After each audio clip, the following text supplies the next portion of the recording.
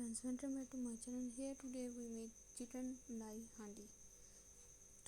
Here we put chicken, salt and pepper, marinate it for 30 minutes. Here in pan, oil, onion and fry until it softens.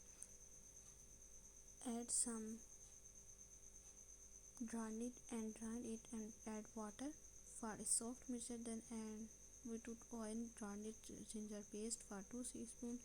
Add onion paste which we made before, and then add marinated chicken in it and fry 5 minutes for on high flame. Then add garam masala powder, black pepper powder, coriander powder in it. Add some yogurt and put it on low flame.